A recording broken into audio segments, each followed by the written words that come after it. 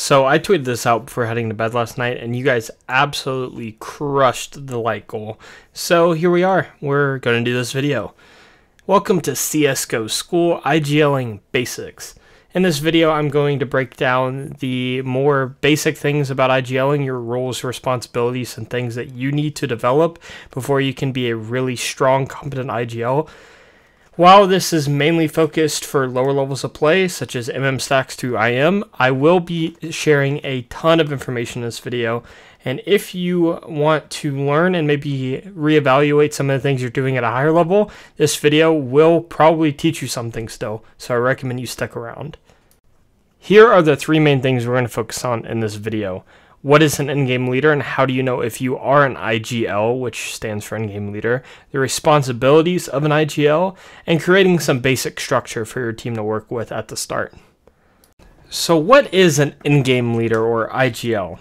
Well, he is the leader of the team. He's the person that has the primary voice and determines what happens at practices, what we do mid-round, or what we do at the start of the round to attack or set up for the enemy team.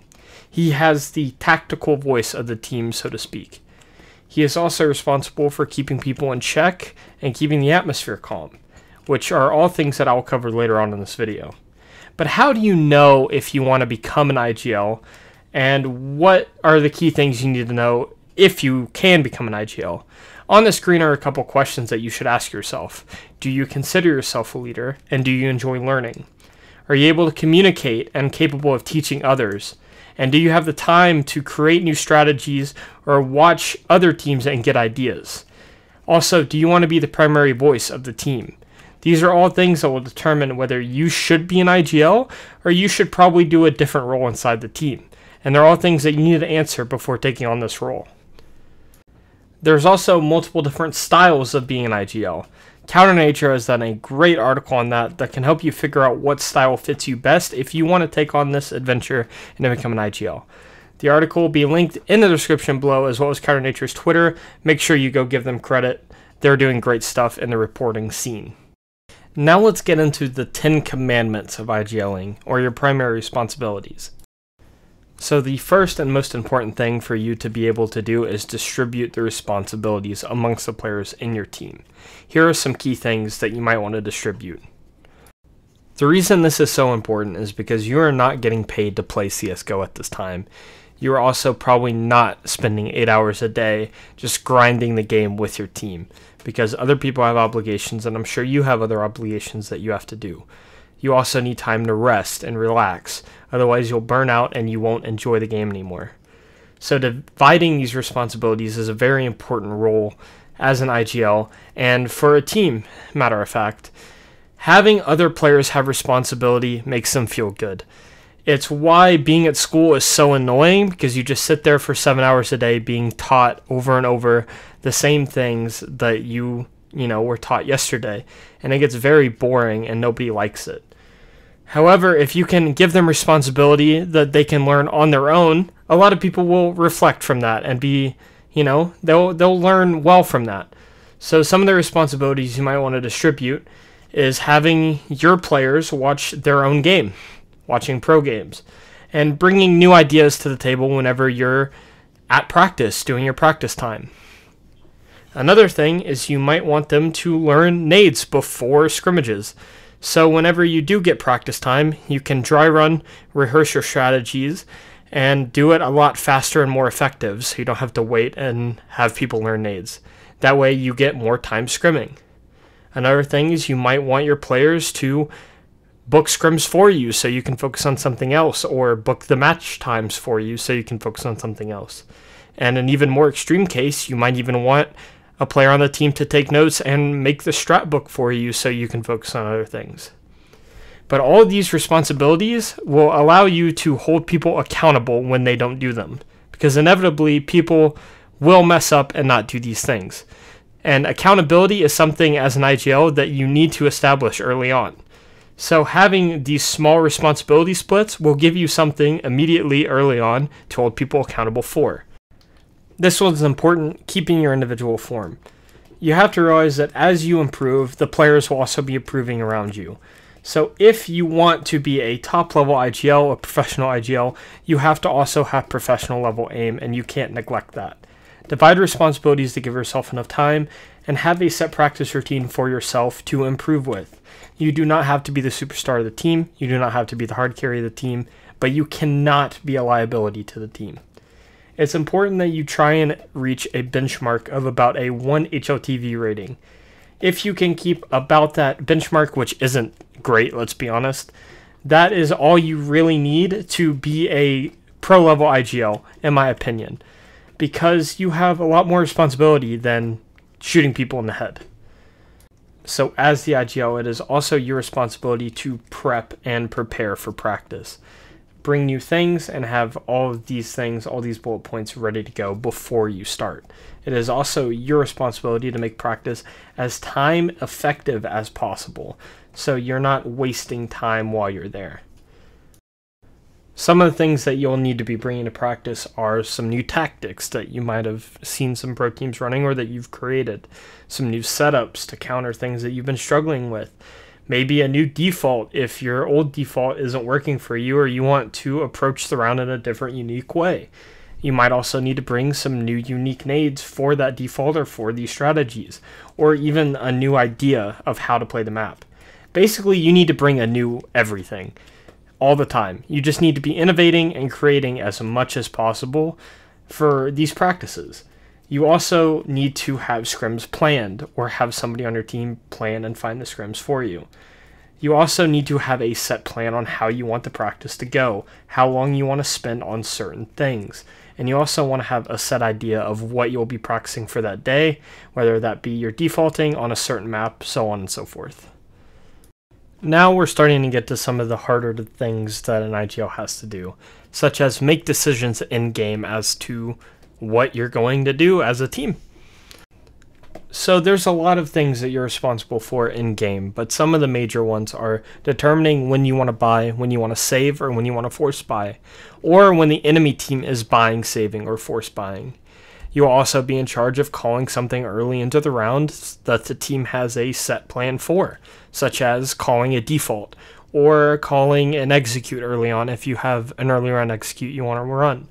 Or even a default into an exec, such as, alright, let's get Hall's control and then let's go back and let's exec B.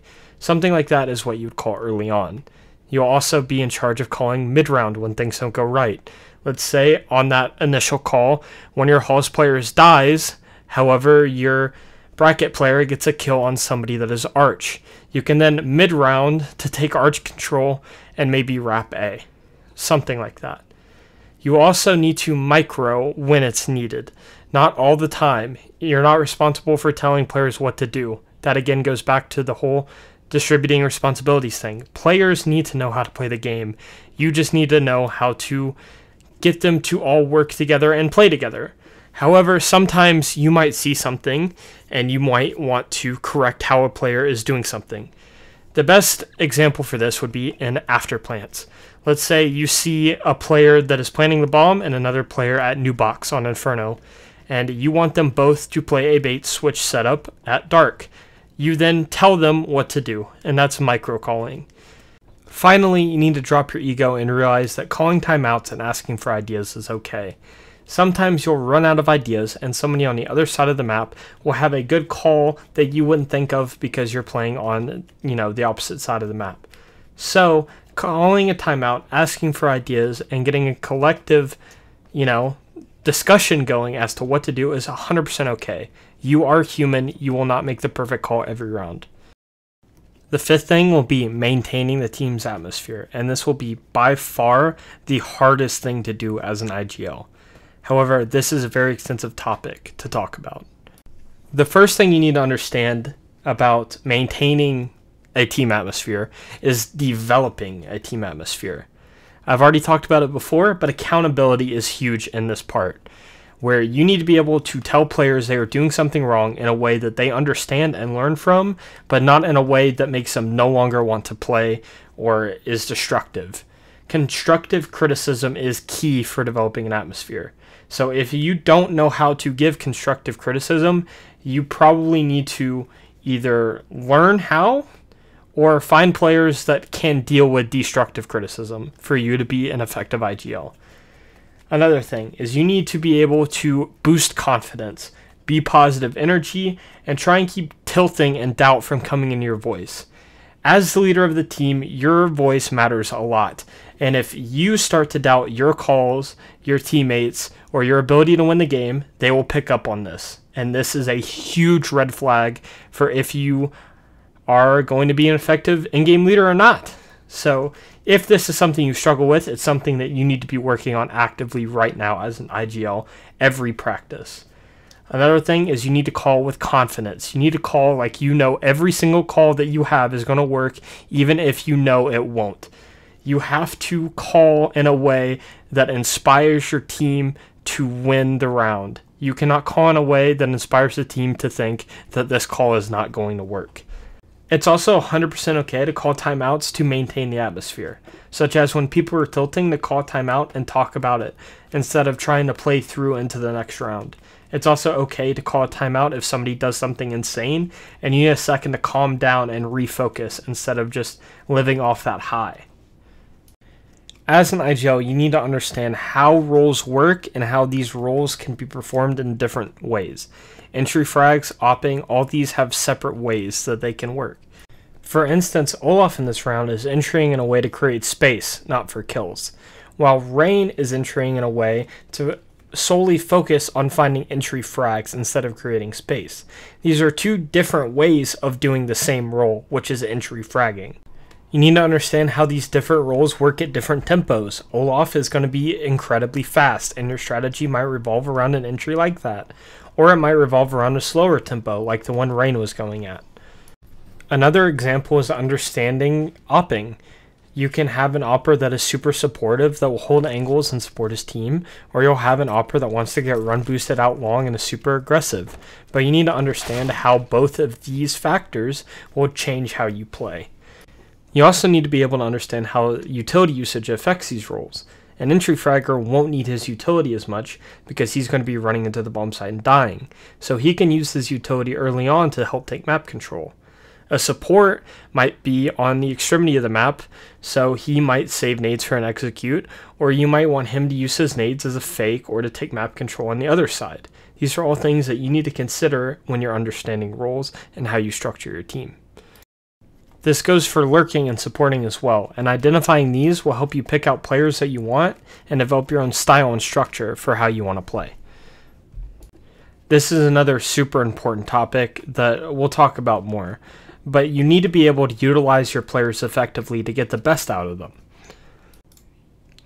You need to be able to understand that every single player has different things they are good at and weak at. You have to identify where a player's strengths are, where a player's weaknesses are. You have to identify what they're comfortable with and uncomfortable with. You need to be able to place your players in spots that you think fit them because of these 4 things. You also need to be able to talk with your player and explain why you want to make that change. But the biggest thing with utilizing your players is having patience. Because even though players might be good at something and it plays to their strengths, again, there's comfort in everything. So if you do any sort of role changes like this based off of what you think would suit them best, you have to understand that they are not going to be comfortable immediately, and that it'll take time before they get truly comfortable with what they're doing. But how do you determine what people's comforts are and what they're strong and weak at? If you have a player on your team that's very good at going and getting opening kills, you might want to put him in the entry frag role. But what you need to understand is that entry fragging means that they will not have very many nades and they will be going out in a very chaotic situation. Some players, even if they are good at getting opening kills, will not thrive in this sort of environment or this sort of role. And what would actually be better for a player like that would be a lurking role, where they get to use their nades and identify how they want to make plays at their own risk, at their own timings, and based off of what they see instead of based off of what you call. Another thing is players that are more supportive and are able to be alone will be good anchors, and you will probably put players like that as your trusted bomb site anchor. You slap him down on B, on Mirage, and hope to God he gets 3. However, they might not be comfortable doing that, even if they are one of the more quieter, reserved types. And you might want to get them to be more comfortable being in a rotation role where they are supporting people on the bomb site by rotating and helping them out.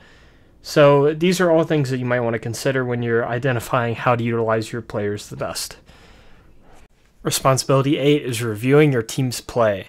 You have to be able to watch your own demos and figure out what's going wrong within the team if you want to be a good IGL. Otherwise, obviously, you're not going to be the main cause for their improvement. The main importance of reviewing your team's play is to fix problems. So one of the biggest things that you can fix is your communication.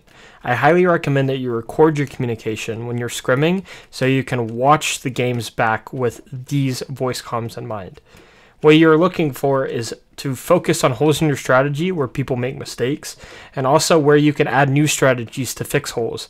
Whereas if you struggle at going arch, adding an arch trap, for instance. Another very, very important thing is to take notes. Take notes when you're watching, take notes when you're scrimming, take notes when you're shitting. Just always have a notebook or your phone or something actively available for you to take notes when you get ideas or whenever you're, reviewing your games. This is a highly important thing that I recommend you do in your everyday life as well. 9th is anti-strating, which in reality is the commandment that can also be a sin. I'm a professional analyst, so I understand the importance of anti-stratting, but if it's done incorrectly, it can be detrimental to your team. So I want you to listen to what I say in this section very carefully so you utilize it in the correct way. The first thing to know about anti-stratting is that you're looking for certain specific things. You want to look at what your opponent's pistols are so you can develop a pistol round idea. This doesn't mean that you have to change your pistol to counter what they're doing. If you are specifically trying to counter another team's pistol, you are doing things wrong. You just want to see what they've done before so you know what pistol can work at a wide range of things that they might do. You also want to figure out who plays where. Where does their A lurker like to go? Where does their B lurker like to go? Where does their opper like to find opening kills? Who plays B side on CT side? Who plays A side on CT side? You want this information because then you can determine in the game when you see somebody that shouldn't be where they're at, potentially what they will be doing. You also want to figure out some key strategies that they like to call. Do they have a round that they rely on heavily to win rounds or find exploitable things? If they throw this nade, then they are this many people here. These are all the small tidbits that you want to figure out when you're anti-stratting, and you want to review these things with the team. But here is where the important thing comes in play. You want to use none of your anti-stratting until it's absolutely necessary. So if you are winning big by playing normal way, play normally. If you are struggling and you see them throw this certain nade that okay, this means they're coming A, this is when you want to pull out your anti-strat and set up for an anti-hulls pop. You do not want to be utilizing anti-stratting in a way where you change your entire game plan, your entire structure to accommodate to what the other team is doing. This is the wrong way to use anti-stratting. So like I said, this is the commandment that can also act as a sin. You also need to be cautious when reviewing this information with a team because it might make them play in a different way. They all need to understand that you only use anti-stratting when it's absolutely necessary and not as your primary game plan. And finally, and admittedly the easiest of your responsibilities, is to get new ideas. Watch demos of pro teams, not pro teams. Watch pro players stream. Watch YouTube content. Listen to podcasts. Read articles. Take notes. Just be an absolute sponge for information. The more that you learn as an IGL, the better that you can make your players, and therefore the better the team will get. Learn as much as possible, and this is another reason taking notes is so important. When you learn so much information, what will typically happen is your brain will push out old information. If you have notes on the old information, you can then review and keep both the old and the new information. So again, please, if you take anything away from this video, the most important thing you take away is to start taking notes. Now that you understand your responsibilities as an IGL, let's start to talk about how to create a structure for your team, starting with the most important thing, creating a schedule. Here's a simple template that I've used in the past.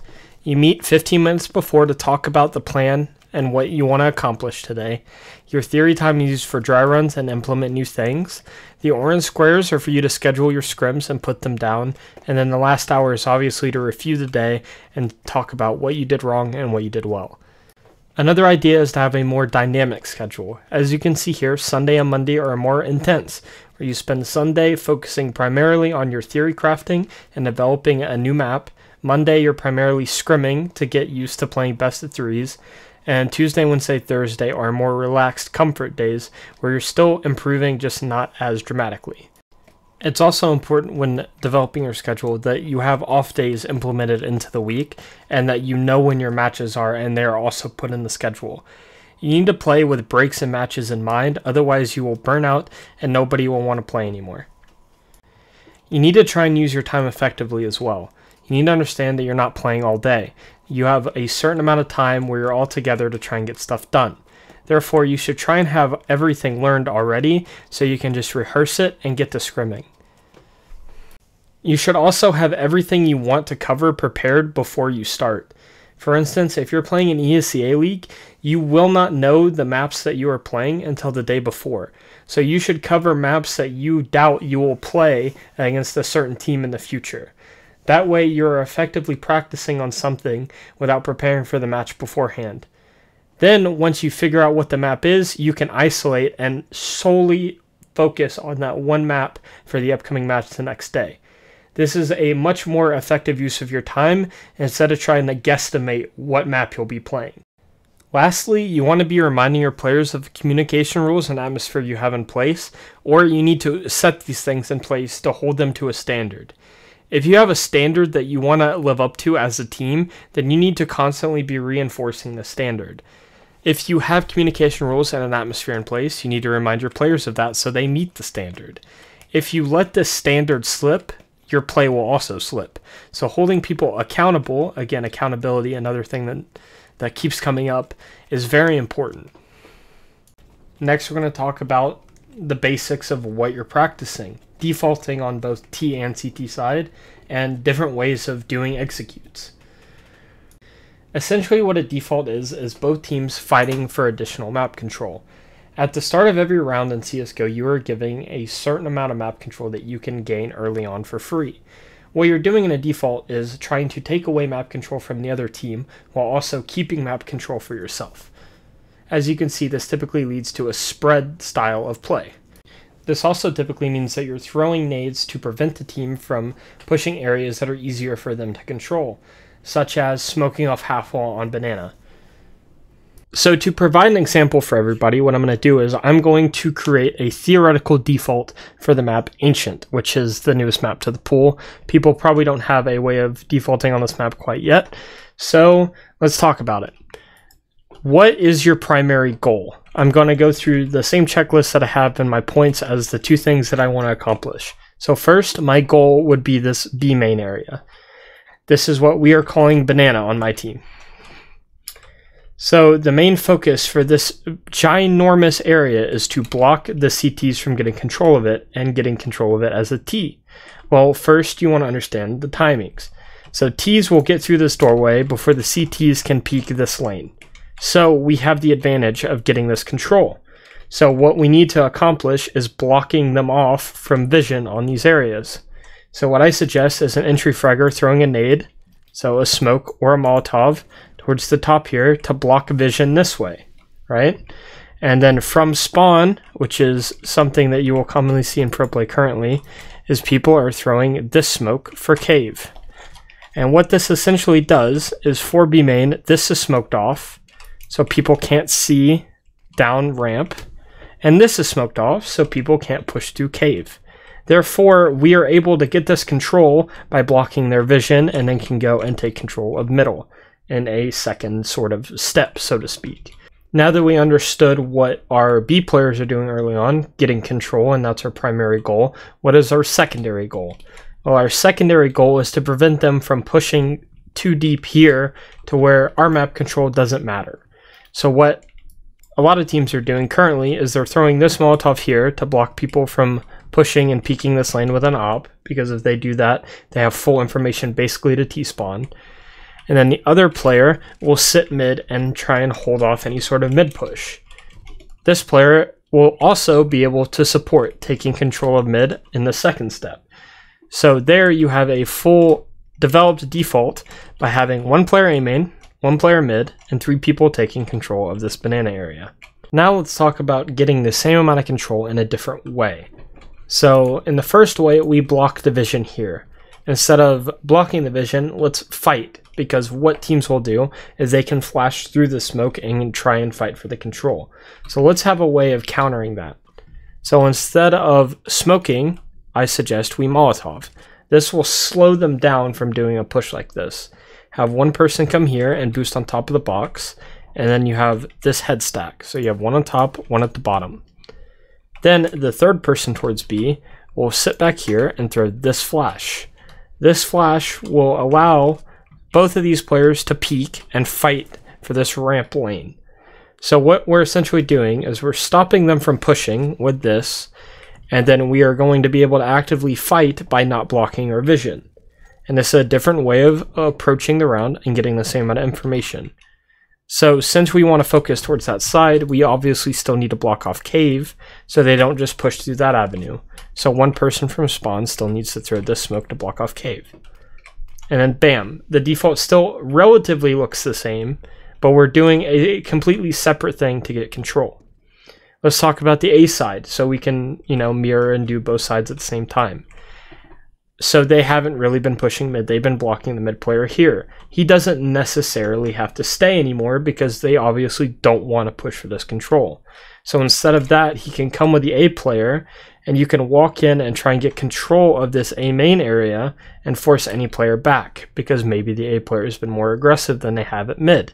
And then again, you're doing essentially the same thing, just in a different way to accomplish the same goal.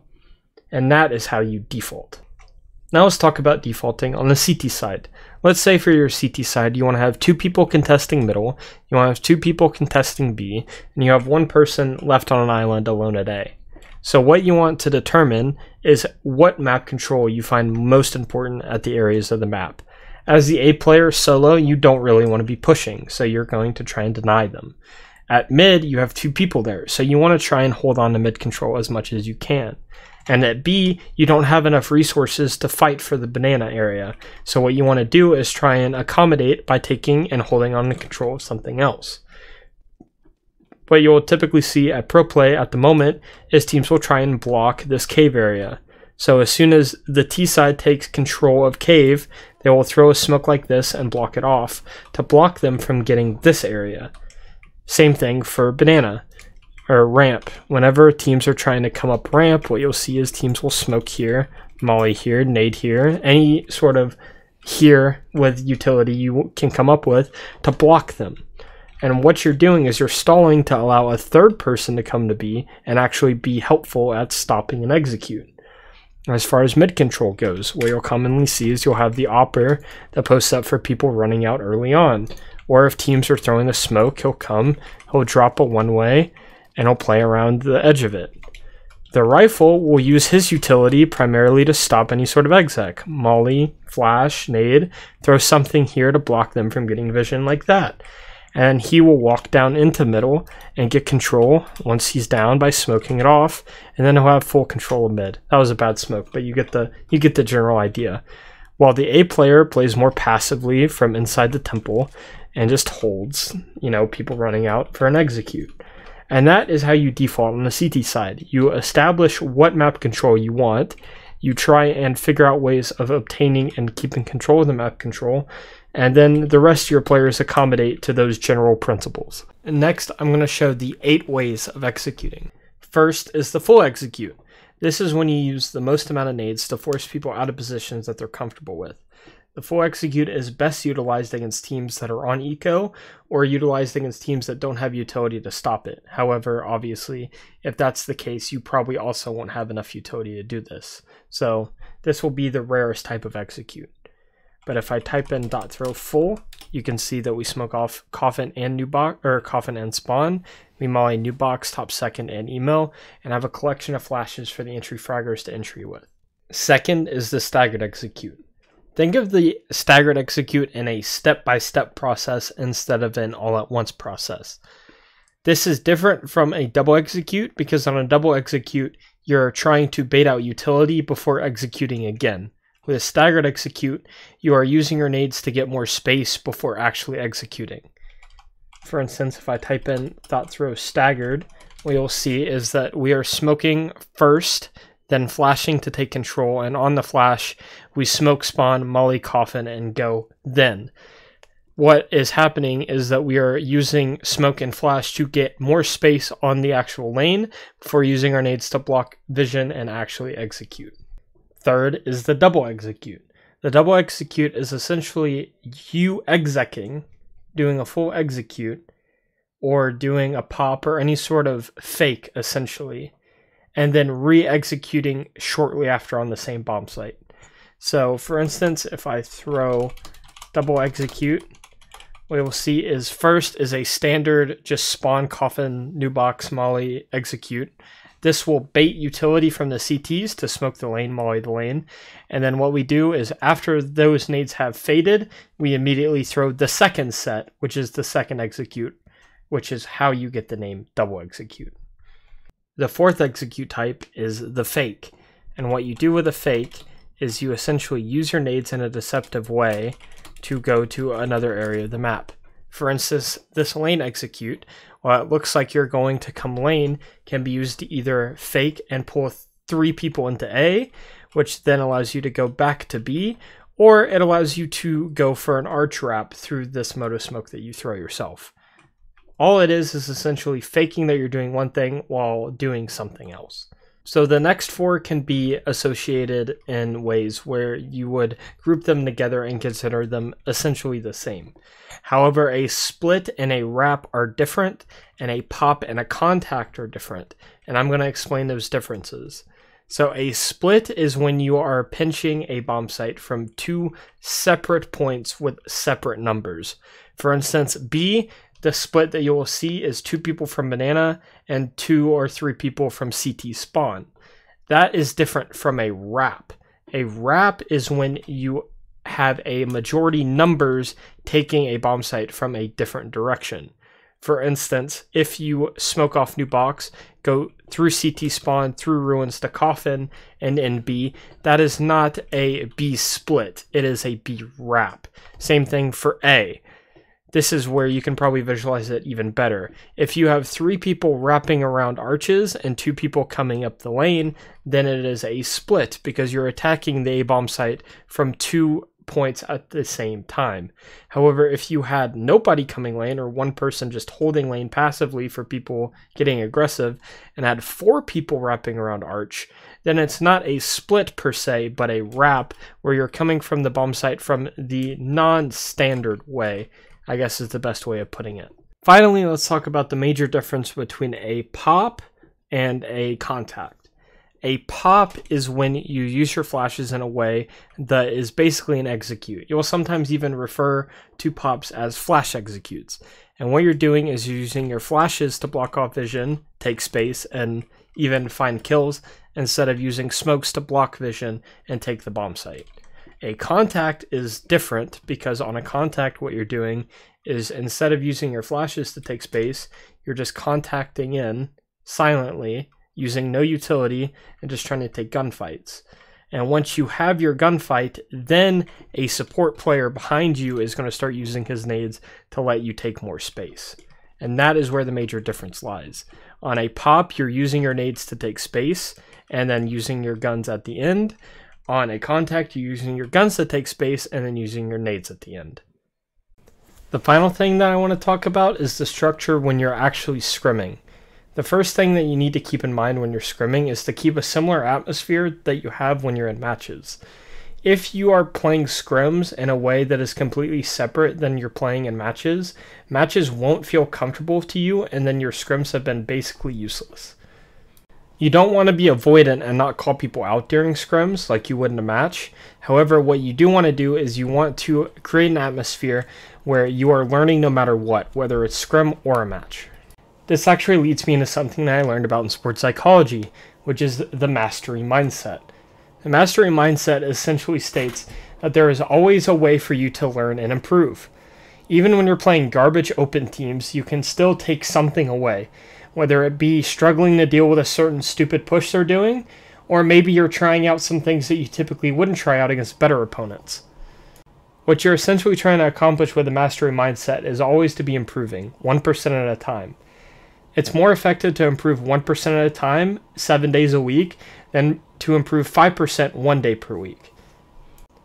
Another thing is that you should have set goals for each scrim. Whether you want to work on being aggressive or being passive, you should have a set goal. However, you should also have a variety of things you're going to work on. For instance, if your plan is to be aggressive, don't only focus on only being aggressive B, be able to be aggressive at A as well. So if your plan is to do something like this, you need to have multiple things prepared for the theorycraft session beforehand. This leads me into a topic that has a lot of discussion about it: how to practice or scrim things effectively. Because what's going to end up happening is you are going to practice or scrim or play to practice something that you talked about during the theory, whether it be a certain execute or a certain style of play. However, the person that you scrim against completely counters what you were talking about early on. So what's the point of continuing to run that against a team that completely counters it? If you do that in a match, you're going to get destroyed. So common sense tells you you wouldn't do it in a match. So why would you do it in a scrim? This leads me to the conclusion that you should play to practice, but not to lose. Essentially, you want to practice the things that you need to work on. However, you need to play in a way that also counters what the other team is doing. So you should call things that you've talked about, so you're still practicing, except to counter styles of play. This also develops a natural ability to deal with different things and different styles that different teams will play. To summarize what I mean here, call the execute that you're working on, see if it works or see if it doesn't. If it doesn't work, then don't call it again because there's no reason to.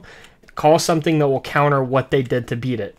If it does work, then you should call it again to see if they can figure out a way of countering it real time in the scrim. The final thing to note is that you should reflect between scrims personally. What calls did you make good? What calls did you make bad? And what plays were you making that were good and bad, because you as a player need to reflect as well. And then you also want to reflect with the team after the scrims are done to get their ideas as to what was beneficial, what was detrimental, and where you can improve tomorrow. And that is going to conclude part 1 of this 3-part series on IGLing. Thank you guys for sticking through the entire video if you are still here. I know it's long. However, IGLing is a very complicated role and needs to be talked about a lot more, I feel like. As I talk over this video I took in my backyard of the sky when a thunderstorm was rolling in, I just wanted to go ahead and thank everybody that liked my tweet. Not only did you reach the 50 likes for me to create this series, you actually hit 150 likes to get the first episode up within 24 hours of that tweet, which is pretty mind-boggling to me. I also want to thank everybody for liking, commenting, and subscribing. Also, thank you for 250 followers on Twitter. That's pretty cool as well. But yeah, we'll see when the next part of this series comes out. Hopefully it'll be in the next couple of days. However, I want to leave with one final thing. On June 25th, I will be doing a stream on my Twitch at 2 p.m. EST to answer questions that you might still have. Anyways, thanks for watching. I will see you guys next time.